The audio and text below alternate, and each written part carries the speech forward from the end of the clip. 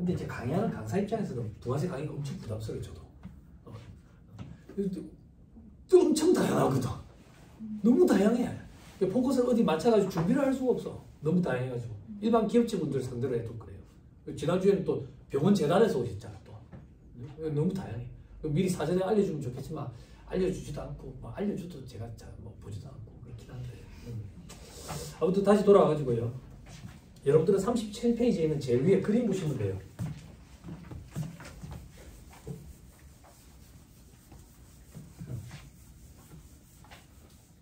동생분들 잘 봐요. 자, 과세사업자가 있고요. 그럼 면세사업자가 있죠. 이 과세사업자가 일반 과세자가 있고 그리고 간과세자가 있죠. 그죠? 법인, 개인 이렇게 나누는 게 아니에요 지금. 됐죠? 그죠? 자, 이 면세사업자는 부가세법상 납세 의무자가 아니에요. 그러니까 부가세 신고 납부의 뭐 세금계산 발급 의무 이런 거 없는 거예요. 그죠? 간이가세자는 납세 의무자가 맞아요. 일반 가세자 납세 의무자가 맞고요. 그죠? 그럼 여기다 이제 끼워 넣는 거예요. 뭘 끼워 넣을 건데 영세율 사업자는 어떻게 볼 거냐 이거예요. 영세율 사업자. 영세율 사업자는 일반 가세자에 들어가요. 아니 과세 사업자에 들어가요. 그래서 영세율 사업자도 간이가세를 적용받을 수 있지만 다만 환급은 안 돼요. 그럼 하나 더. 여러분들 좋아하는 겸용사업자는 어떻게 할 거냐 이거야. 겸용사업자 장부 하고 계시는 분. 겸용사업자. 책에 따라 겸용이라고 되어 있는 책도 있는데 겸용. 예? 음식점? 음식점. 식육식당이에요? 식육식당? 식육식당? 또 없어요? 좀 재밌는데 없어요. 또. 네? 아, 성형외과. 그래도 진료로 보긴 하네. 거의 안 보더라고요, 요새는. 네. 제가 실제 경험담 한 말씀드렸죠.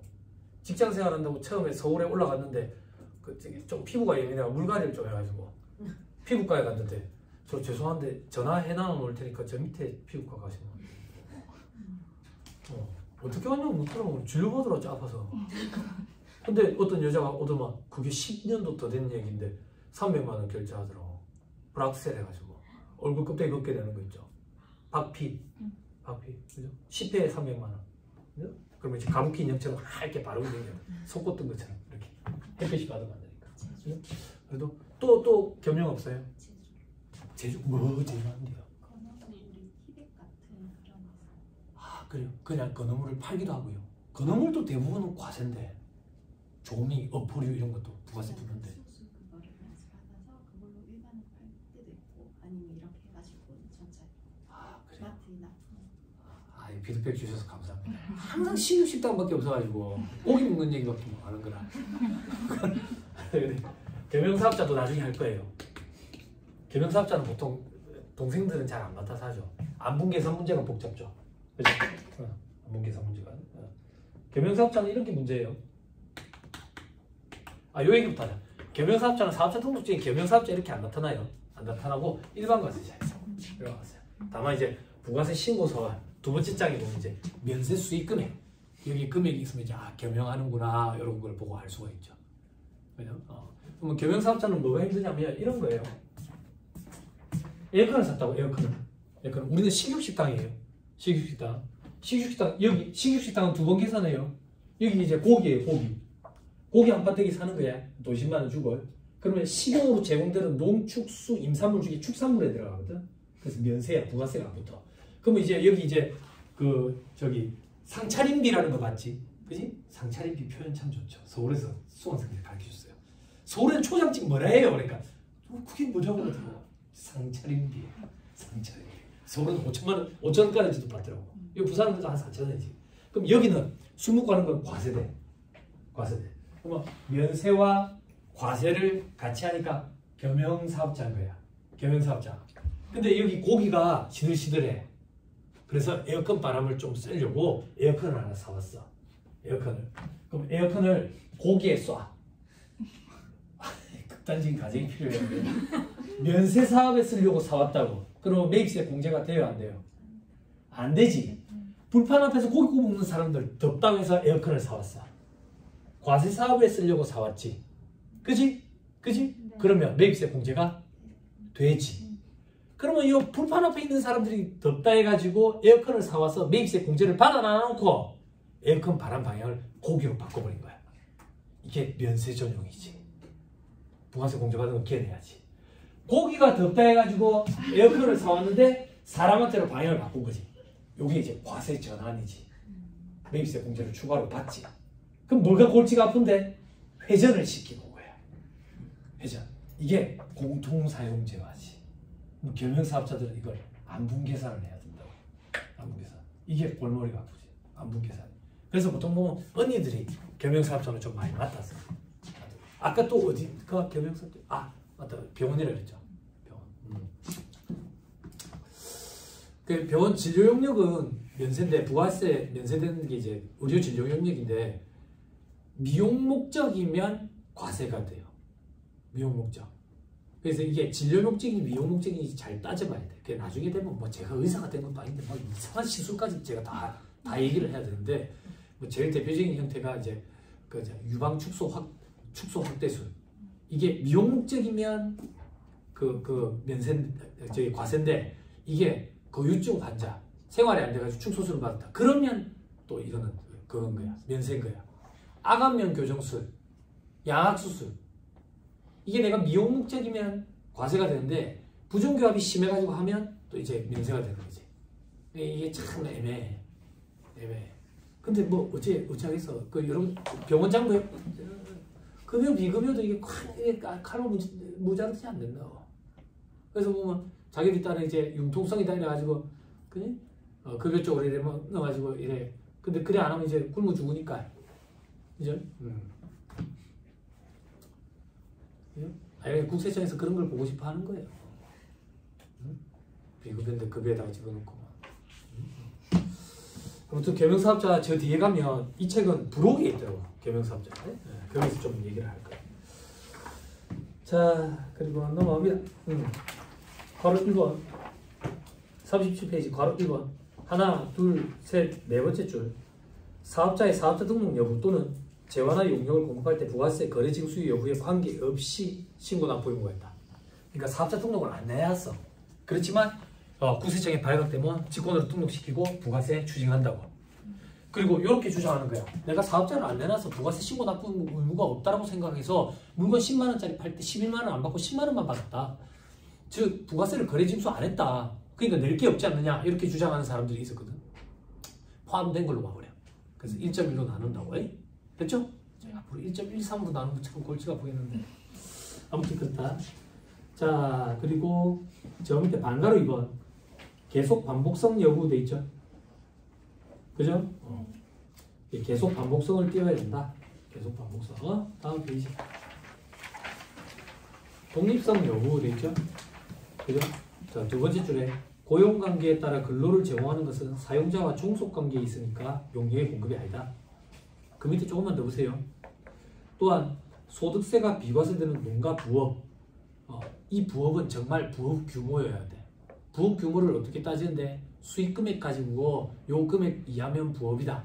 이렇게 따지는 기준도 있고 축산 같은 경우에는 두수, 소머리 몇 마리냐고 이런 걸 가지고 부업 규모로 따지고 뭐 이런 규정들도 있어요. 아무튼 간에 소득세가 비과세되는 농가 부업은 물적 독립성이 없으니까 독립된 사업으로 보지 않는다. 다만 소득세가 비과세되는 농가 부업 중에 민박, 음식물 판매, 특산물 제조, 전통차 제조 이런 것들은 독립된 사업으로 본다. 즉 부가세, 과세부가 있다 그 얘기야. 납세부가.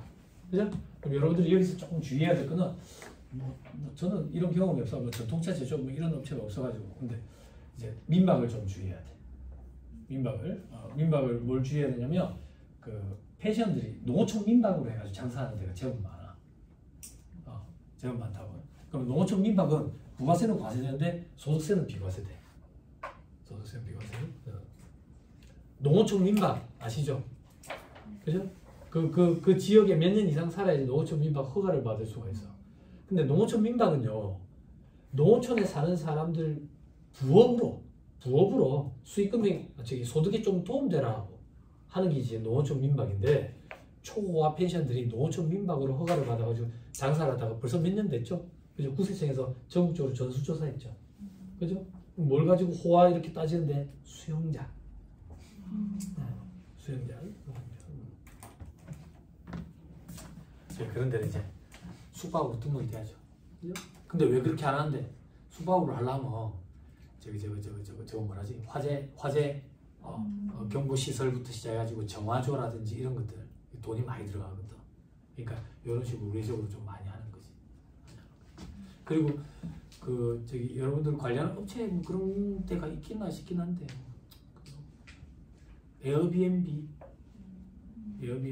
에어비앤비가 지금 구세청에서 계속 신경 쓰고 있거든.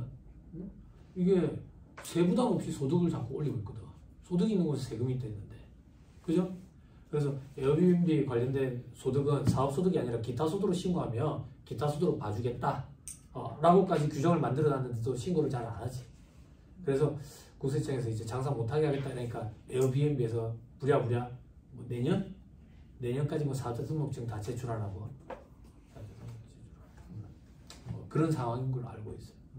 그래서 그런데 보면 이제 사업자 등록을 이제 농어촌 민박으로 내는 그런 사람들이 또 있을 거라고. 자, 그 정도 보시고요. 저 밑에 괄호 이번에 재화의 수입자들 있죠.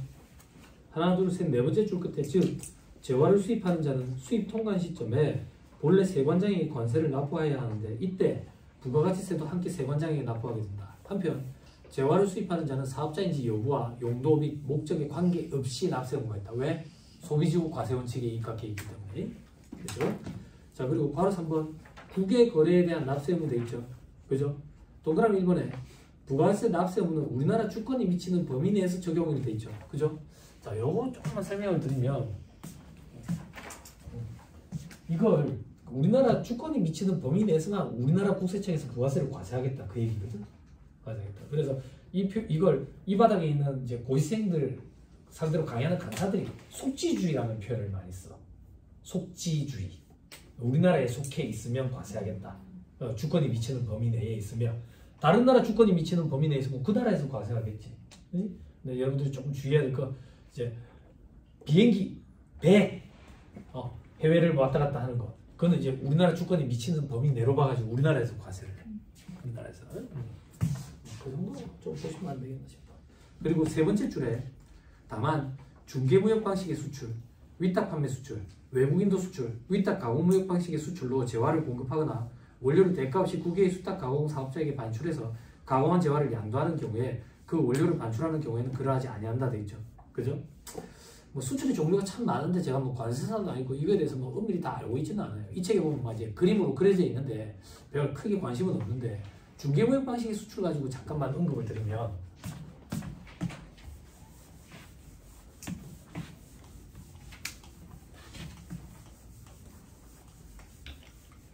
책 한번 봐요.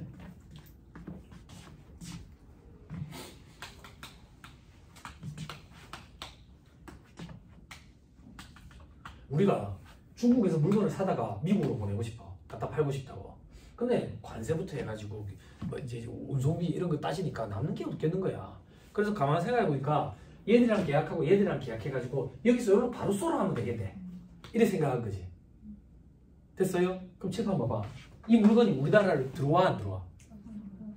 우리나라 주권이 미치는 범위 내에 없는 거야. 그럼 우리나라가 이걸 과세할 수 있어 없어? 없지. 근데 우리나라가 과세를 할 수 있어야 영세율이라는 혜택을 적용해 줄 수가 있다고. 영세율은 혜택이잖아. 그래서 이거는 우리나라 주권이 미치는 범위 내로 봐가지고 과세를 하되 영세율을 적용해 주는 거야. 다만 요건이 국내에서 계약과 대가 수령이 이루어져야 돼. 요걸 가지고 확인을 하는 거야. 그럼 물건이 우리나라를 거치지 않고 바로 가더라도 우리나라에서 영세율을 적용해 준다고. 이게 중개무역 방식의 수출이라고. 됐어요? 이런 거예요. 주권이 미치는 범위냐 아니냐 이런 걸 가지고 따지는 거예요. 영세율 적용해줘야 도와주는 거잖아. 자, 그리고 동그라미 2번. 다음의 용역에 대해서는 해당 부동산 또는 광고 매체의 사용 장소가 국외이므로 부가세 납세 의무가 없다 돼 있죠. 그죠? 요것도 참고 삼아요. 용역 있죠, 용역. 용역은 법 표현이 참 어렵다 보니까 이 바닥에 있는 고시생들 상대로 강의하는 강사들이 고시생들이 이해를 돕기 위해서 용역은 속인주의에 따른다 이런 표현을 좀 써. 속인주의. 아까 재화는 속지주의. 속지주의가 그냥 법률 용어는 아니야. 그럼 속지주의가 이 바닥에서는 어떤 의미로 통용되는데 우리나라 주권이 미치는 범위 내에서는 과세를 하겠다. 우리나라에서. 그럼 용역은 속인주의에 따른다라는 표현을 하거든. 이 속인주의 할 때 이 인자가 요거야 요거. 요게 뭔데? 납세지를 얘기하는 거야. 납세지. 납세지는 사업장 단위 과세 원칙이니까 사업장에 소속되겠지. 그지? 즉 사업장 납세지가 우리나라에 있으면 과세하겠다 이거야. 간단히 예를 들면 됐어요? 건설업과 부동산 매매업의 사업장은 법인인 경우에는 법인 등기부상 소재지거든. 법인 등기부상 소재지. 그러면 우리나라 건설업체가 현대건설이 해외에 나가가지고 플랜트 수주 같은 걸 했어. 그럼 건설 용역을 제공하고 돈을 벌어 오잖아. 그럼 이건 우리나라에서 과세를 할 거냐? 과세 범위를 벗어나느냐 이거야. 과세 범위에 있다 그 얘기라고. 그럼 그걸 뭐 가지고 따질 건데 이 현대건설이라는 건설업을 영위하는 사람의 사업장 소재지는 법인인 경우에는 법인 등기부상 소재지인데 현대건설의 법인 등기부상 소재지는 우리나라에 있거든. 그래서 우리나라에서 과세하겠다 그 얘기야. 즉 사업장이 국내에 있으면 과세하는 거 그걸 요 바닥에서는 속인주의 이렇게 표현을 해. 그럼 반대로 예를 하나 들게. 부동산 임대업 있죠. 부동산 임대업의 사업장은 부동산의 등기부상 소재지거든. 만약에 우리나라 업체가 일본에 가가지고 일본에 있는 땅을 임대용역을 제공한다라고 가정을 해볼게. 부동산 임대용역을. 부동산 임대용역, 부동산 임대업의 사업장 소재지는 부동산의 등기부상 소재지이기 때문에 일본에 귀속돼 있어서 우리나라 주권이 미치는 범위로 안 보고 과세를 안 한다. 그걸 이 바닥에서는 속인주의 이렇게 표현해. 사업장, 납세지가 국내에 있으면 용역이 제공에 대해서는 과세하겠다. 다만 해외에 나가지고 외화벌 오지? 그러니까 영세율 적용해 주는 거야. 영세율. 세금계산서 발급은 어떻게 해야 되는데요? 자, 여러분 외국인 비하 발언이 아니고 이렇게 생각하면 편해. 세금계산서를 외국인한테 끊어주면 지가 어디다가 갖다 쓸까 그래. 필요 없지? 그죠? 그래서 발급을 안 하는 게 원칙이다. 그럼 발급하는 게 독특한 것들이네? 그렇게 생각하면 돼. 발급하는 건 영세율에 쓸 거고 안 하는 건 기타에 쓸 거고. 그래서 기타에 숫자가 많이 들어가지. 그럼 영세율에 들어가는 건 내부 신용자 구매 확인세에서 수출하는 업자에게 제공하는 거. 수출될 거라고 보고 수출 전 단계인데도 불구하고 영세율을 적용해 주는 거지. 그때 거래 상대방은 외국인이 아니라 국내 내국법인 혹은 사업자거든. 세금계산서 발급해 주는 거예요. 됐죠? 내부 신용자 구매 확인세에서 하는 건 저 뒤에 가면 좀 할 거예요. 좀 어렵죠? 뒤를 왔다 갔다 하니까 동시에. 그죠? 저 뒤에 가면 합니다. 예, 괜찮습니다. 자, 그리고 저 밑에 과세대상, 과세표준 및 세율 돼 있죠? 그죠? 맨 밑에 줄에 부가세법상 과세대상 거래는 재화의 공급, 용료의 공급, 재화의 수입이다. 넘어갑니다. 자, 재화 용료 공급에 대한 과세표준 돼 있죠? 그죠?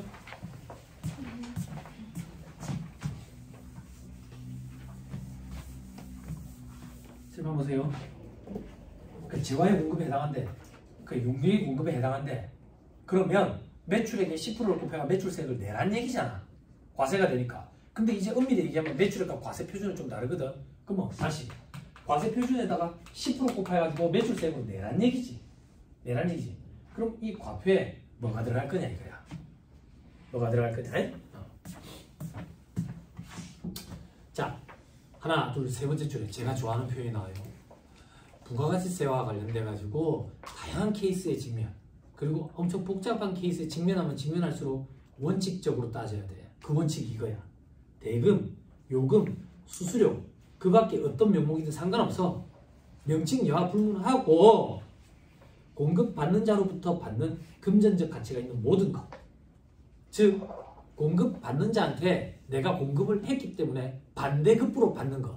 즉 대가성이 있는 건 다 들어가. 뭐라고? 대가성이 있는 건 다 들어가. 다가 무슨 말이야? 돈뿐만 아니라 물건도 다 들어간다고. 됐어요? 됐어요? 그러면 대가성이 있는지 여부를 어떻게 판단할 건데? 거래를 딱 한 걸음 뒤에서 볼 때 돈을 누가 누구한테 줘야 되는 건데 그걸 따져보면 그 돈이 대가성이 있는 돈이야. 대가성 있는 돈. 됐죠? 됐어요?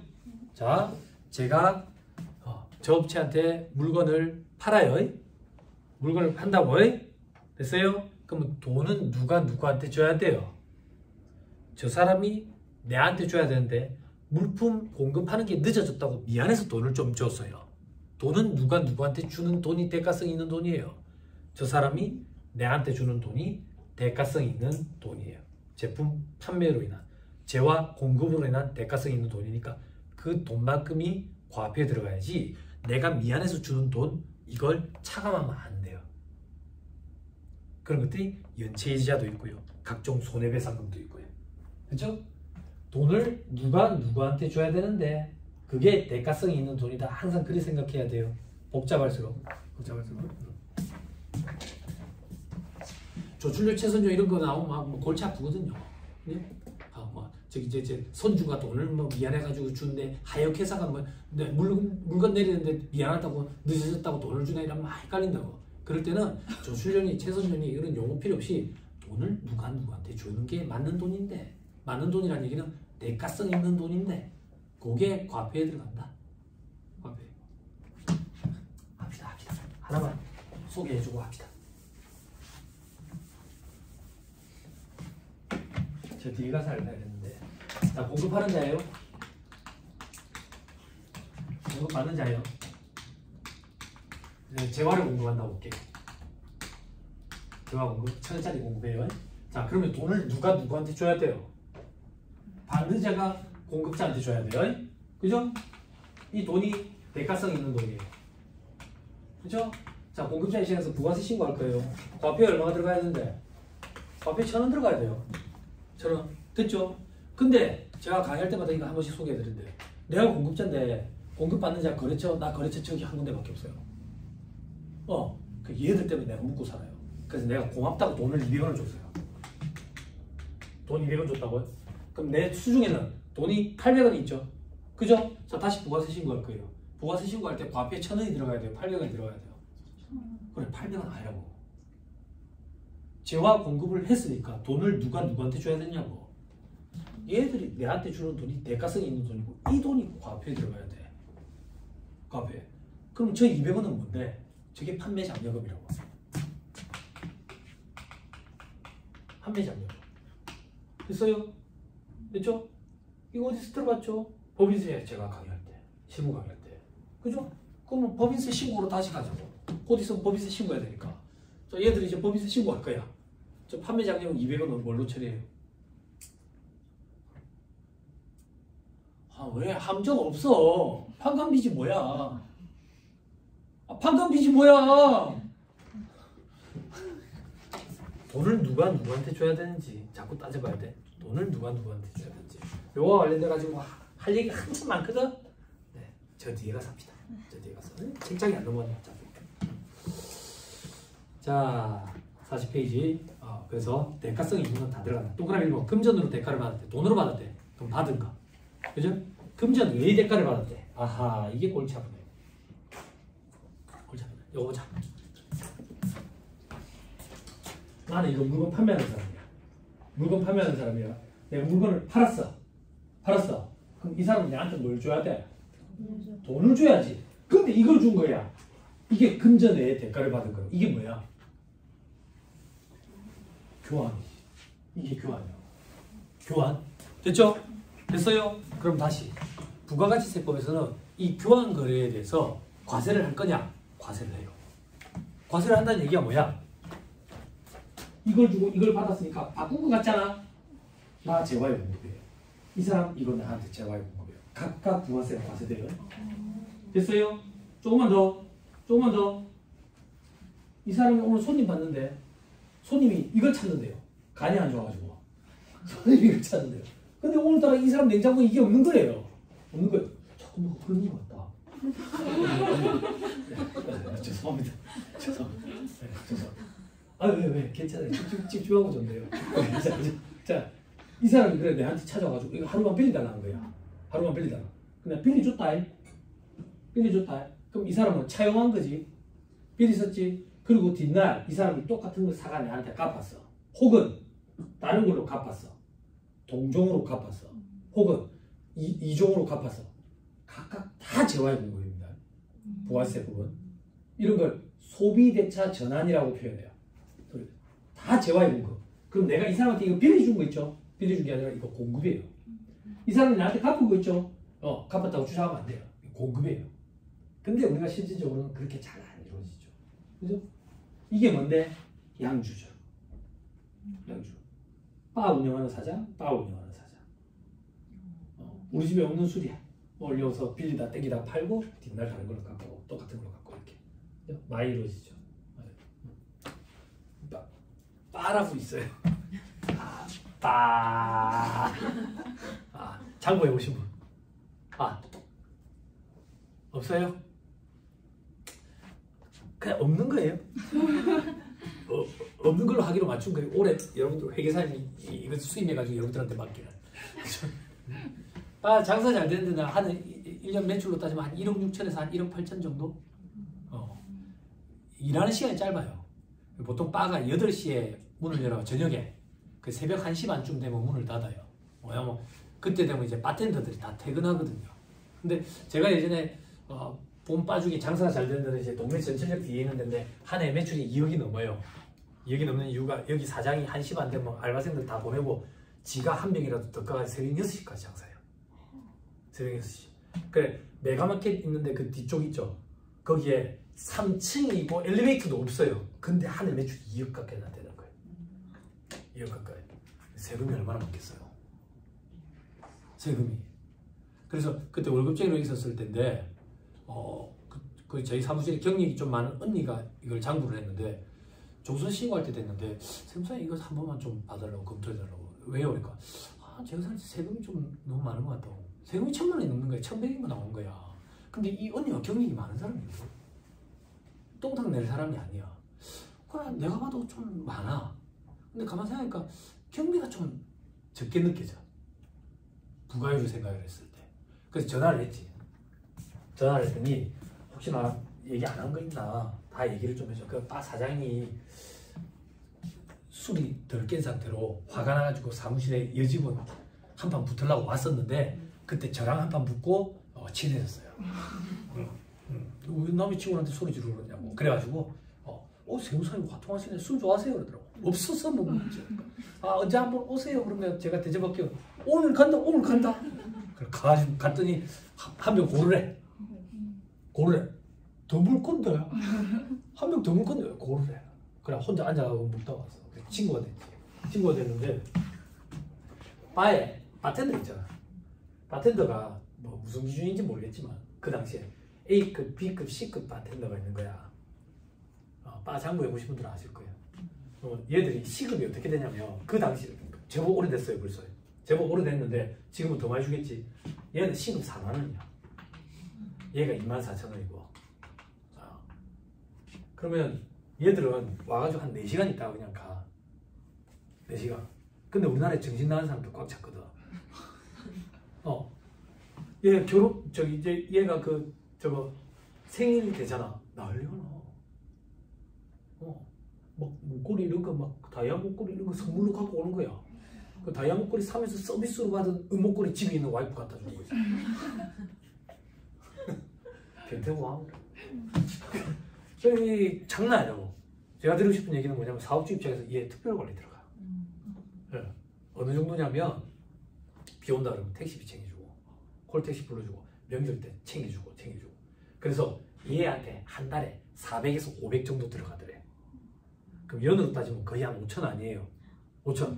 얘 인컴 신고 안 한 거야. 15% 구간에 있다고 생각해봐. 그럼 얘 때문에 한 750 더 나온 거잖아. 그러니까 말이 맞아 가더라고. 그래서 왜 시골을 안 했냐? 얘가 그 당시에 23살이었는데 미혼모야. 소득 보착 때문에 안 되는 거야. 뭐 받는 게 있어가지고. 뭐 받는 게. 빠는 또 이런 게 힘들더라고. 그래서 제가 그때 이 사장한테 뭐라 했냐면 당신 자선 사업가 오자고. 그래 도와주고 싶냐고. 이거 부산에 바꾸면 애들 아직도 꽉 찼다고. 그리고 내가 볼 때 에이스 아니냐고. 그래서 무슨 기준이냐고 도대체. 당장 잘라라 그랬는데 정이 무섭다고 6개월 더 썼어 또.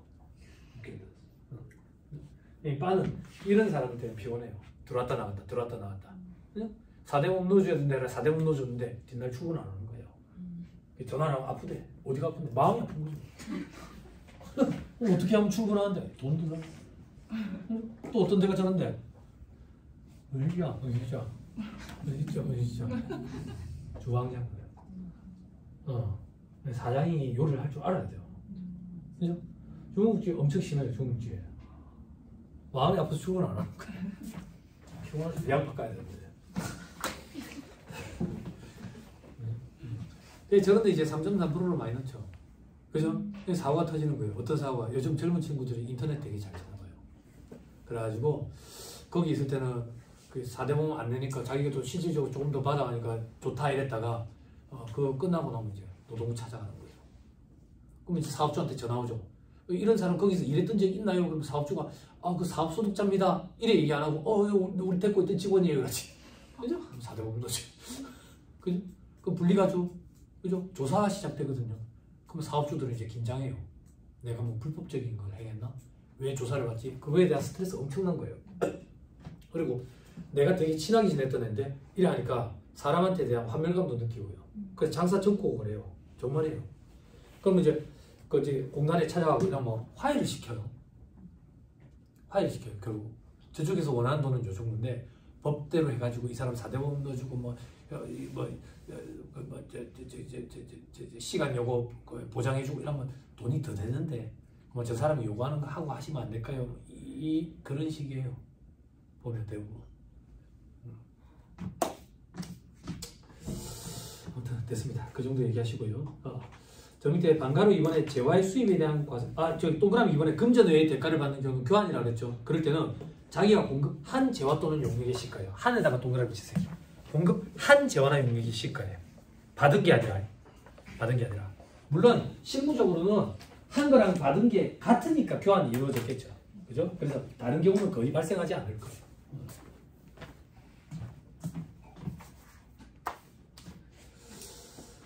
됐죠?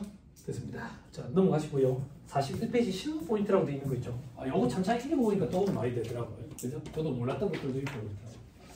자, 1번에 집합 건물 관리단 등의 납세금 되어 있죠? 그죠? 아파트. 동그라미 2번 한번 볼게. 공동주택의 입주자 대표회의가 단지 내 주차장 등 부대시설을 운영 관리하면서 입주자들로부터 실비 상당의 이용료를 받는 경우에는 부가세 납세금가 없는데 이걸 외부인들한테 오픈하는 경우가 있어. 외부인들한테. 그런 경우에는 납세금가 있다 되어 있죠. 그죠? 이게 어떤 경우에 맞냐면 여러분들 대부분 다 아파트에 사시니까 잘 모르실 것 같은데 저는 아파트 별로 안 좋아하고 주상복합을 좋아하거든요. 언제든 새벽 1시든 2시든 내려가가지고 술, 담배를 사먹을 수 있는. 그래서 주상복합 참 좋아하는데 지금 시골에 갇혀 살고 있으니까 미치겠어요. 와이프가 애 둘이랑 걔네 말이야. 오해요? 싫지는 않습니다. 아무튼 주상복합이 있으면 여기 상가 주차장이 있고 그리고 입주민들 주차장이 있는데 상가 주차장은 저녁에 항상 빈다고. 요거를 돈 받고 빌려주는 거지. 그런 거 얘기하는 거예요. 그러면 부가세가 된다고. 자, 그리고 오픈마켓에 사업자 돼 있죠? 그죠? 아까 제 밑에서 하나, 두 번째 줄 오픈마켓 운영자인 옥션이 아니라 판매업자인 갑이 오픈마켓을 이용한 판매로 인한 매출액에 대해서 납세금을 진다. 자, 그 다음에 넘어갑니다. 다음 페이지 납세 절차 한번 봐보세요. 납세 절차. 이 절차 규정이 이 책은 앞에 좀 세팅이 되어 있더라고요. 앞에서 보고 갑시다. 자, 예정 신고가 납부되어 있죠. 그죠? 네. 자, 제가 아까 부가세 신고 1년에 몇 번 한다 그랬죠? 2번 한다 그랬죠? 그죠? 개인 사업자를 기준으로 말씀드렸던 거예요. 법인은 4번 해요. 그러면 4번 하면 기간을 어떻게 나누면 되겠어요? 분기별로 나누면 되겠죠? 그죠? 분기별로 나누면 되는데 또 세법을 하는 학자들이 그러는 거예요. 세법을 하는 것들 무식하게 분기가 무슨 말이야? 아무도 모르고 나만 알 수 있는 그런 어려운 말로 바꿔, 변태같이. 그죠? 그런 말이 뭔데? 1기, 2기고 예정, 과세기한 최종 3월 그런 거예요. 1기, 2기. 예정. 그리고 과세기간 최종상환. 근데 실무적으로는 확정 신고 기간 이렇게 보죠. 그죠? 그리고 예정, 확정. 그죠? 됐어요? 부가세 신고는 무조건 다음 달 25일이에요. 같이 해보시죠. 요거 다음 달 25일, 4월 25일, 7월 25일, 10월 25일, 1월 25일. 됐어요? 법인 사업자가 이렇다 그 얘기야. 개인 사업자는 신고 2번 해. 언제? 몇 대? 몇 대. 그런데 납부는 4번을 내. 그러니까 이상한 거지. 신고 2번 하는데 어떻게 납부를 4번을 하지? 신고 2번 할 때 납부 2번 하고 나머지 2번은 국세청에서 고지서를 보내는 거지. 고지서를 보내가지고 고지 납부하게 된다고. 그럼 뭘 가지고 고지서를 보낼 건데? 작년 하반기 2기가 있을 거 아니야. 그치? 요거 납부세액에 반절 딱 끊는 거야. 반절 딱 끊어가지고 요때까지 고지를 한다고. 4월 10일까지. 그러면 25일까지 납부하게 되는 거지. 그래서 개인 사업자들은 신고를 2번 하지만 납부는 4번. 2번은 신고와 동시에 납부. 나머지 2번은 고지 납부. 그런데 가만 보니까 말이 법인이지 개인 사업자는 마찬가지인 데가 있어. 영세한 법인 사업자들. 그런 데는 개인처럼 보고 고지하고 납부하자. 그럼 얼마나 영세해야 되는데 1억 5천만 원 기준으로. 책을 볼게요. 그게 밑에 괄호 2번 소규모 법인 사업자 및 개인 사업자. 자, 두 번째 줄 직정 과세기한에 대한 납부세액의 50%로 결정 고지하고 예정 신고 기한까지 징수한다. 4월 25일, 10월 25일. 그렇죠? 소규모 법인 사업자는 직정 과세기한 공급가액 합계액이 1억 5천만 원 미달하는 법인 사업자를 말한다. 여기까지 됐죠? 자, 그 다음 다른 내용이에요. 다만 다음 중 어느 하나에 해당하는 경우에는 징수 안 한다. 동그라미 1번 징수해야 할 금액이 50만 원 미만인 경우. 됐죠? 네. 부가가치세법, 소득세법, 법인세법 다 통합됐어요. 50만 원으로. 그죠? 됐죠? 법인세법만 소득세법만 30만 원 남아있으면 다 50만 원 다 바뀌었어요. 됐죠? 자, 그 다음 동그라미 2번 간이에서 일반으로 바뀐 경우에도 징수 안 한다. 됐죠? 그리고 동그라미 3번은 새로 들어온 거예요. 새로 몇 년 됐는데 그렇게 길게는 되진 않았어요. 국세징수법에 따라 납부기한 연장 사유 중 어느 하나에 해당하는 사유로 납부할 수 없다고 인정되는 경우. 어떤 경우인데? 눈으로 한번 보세요. 동그라미 1번에 재난, 도난. 동그라미 2번에 현장 소실, 부도, 도산. 동그라미 3번에 질병, 중상에 죽을 병 걸렸다고. 그죠? 근데 제가 이 규정이 처음 들어왔을 때 조금 놀랐던 게 도난도 있더라고. 도난. 그래서 도난도 사유에 들어가는구나. 납부기한 연장 사유에. 그런 생각이 좀 들더라고요. 밑에 반가로 2번 예외 신고 납부. 즉 고지서를 보고 납부하는 게 아니라 내가 신고를 할 수 있다고. 그죠? 실적을 가지고. 됐죠? 어떤 경우에 사업 실적이 악화된 경우. 그게 무슨 말이야? 요 얘기라고.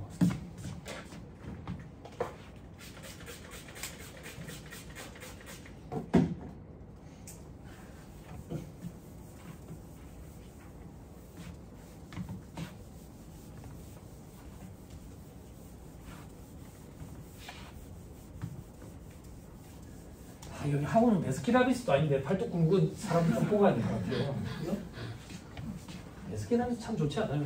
제가 듣기로 녹화하고 있어. 장부 해보고 싶은 분 계세요? 궁금해서 제가 안 해봤는데 예전에 월급쟁이로 있었던 사무실에 제가 장부를 안 그 직원이 15명이 있었어. 수습 밟았는데 지금 부회장님 지금 부산지방세무사 부회장님 학교 선배님입니다. 그 수습 밟았는데 그 직원이 15명이 있었다고. 거래처가 몇백 개 되죠. 그 중에 거의 3분의 1이 모텔. 모텔의 신. 동기생사지 올린다. 근데 베스킨라빈스를 좀 봤는데 뭐 때문에 관심이 있었냐면 저희 어머니가 이제 연세가 드시니까 그래서 저희 어머니가 통영의 이마트에서 이제 시식콘에서 생수 굽고 계시거든. 그래서 베스킨라빈스 이런 거 하면 괜찮겠나 이런 생각을 했었어요. 프랜차이즈 수수료도 막 많이 그렇게 센 건 아니더라고. 뭐 적지 않은 금액이지만 다른 데 비해서. 그리고 제가 듣기로는 왜 유동량이 없다더라고. 진짜 그래요? 아이스크림은 거의 그렇다고. 아 그래요? 그리고 우리 흔히 생각하는 셔터맨 있잖아. 그죠? 발톱 굵은 여자애 하나 데려다 놓으면 돼. 대신에 그렇지. 키는 작아도 팔은 길어야 돼. 앞니치가 길어야 돼. 아니면 아이스크림 그 구덩이에 둘러 빠진다고. 막 이렇게 소금으로 퍼가지고 줘야 되니까. 그리고 나중에 이제 퇴근길에 이제 정산만 탁 하고 이런 생각을 했었는데, 물론 그것도 이제 몇 억씩 하죠. 몇 억씩. 제가 배석기하면서 갑자기 왜 생각이 나냐면 좀 신기했던 게, 이게 위치에 상관없이 매출이 비슷하더라고요. 거기가 배석기하면서 두 군데가 있었는데, 하나는 저기 제송동 고바위 딱 정적 찍으면 정적 찍어 있는데 하나 법원 들어오기 전에 완전 우범지대였잖아. 그리고 나머지 하나는 사직 저기 야구장 바로 앞에 근데 매출이 비슷하더라고. 그리고 연중 골라. 겨울에 이가 시리는데도 아이스크림 사 먹는 거예요, 사람들이. 아이스크림 케이크 그것 때문에. 괜찮구나 싶었는데, 요즘에는 또 그죠? 베스킨라빈스 최근에 가보셨어요? 조심스럽게 녹화하고 있었어. 제가 바빠가 고발을 못해서 그런데 그 전부 과대 광고, 허위 광고잖아. 가보면 31가지가 없어요. 아니, 왜 31가지 없어요? 왜 허위 광고 아니에요? 그냥 알겠어요. 아닙니다. 죄송합니다. 혹시 장사하시는 분께서 베스킨라빈스 안 갖기는. 자, 지금 보세요. 우리가 작년 2기에 납부세액이 1,000만 원 냈다고 가정할게요. 1,000만 원. 그런데 요때 계절적 특수로 잠깐 반짝했어. 잠깐 반짝했다고. 혹은 이렇게 얘기하자. 올 상반기에 코로나 또 터져가지고 장사를 못했어. 그러면 우리가 요거에 대해서 반절 닦으면 500만 원이잖아. 500만 원 내고 확정 신고할 때 실적이 안 좋았기 때문에 환급 받을 것 같아. 그럼 뭐 안 나고 목돈을 내놨다가 나중에 돌려받냐 이거야. 환급 들어오면 또 30일 되니까 8월 말 돼야 되잖아. 8월 말. 그럴 것 같으면 그만 내가 실적만 가지고 신고하겠다 이거야. 실적만. 그러면 예전에 비해서 떨어지면 다 실적으로 신고할 수 있느냐? 아니, 많이 떨어져야 돼. 그럼 얼마나 많이 떨어져야 되냐 이거야. 직전 과세기한 납부세액의 3분의 1에도 미달해야 돼. 3분의 1도 안 돼. 그런 경우에는 실적을 가지고 할 수 있다 그 얘기야.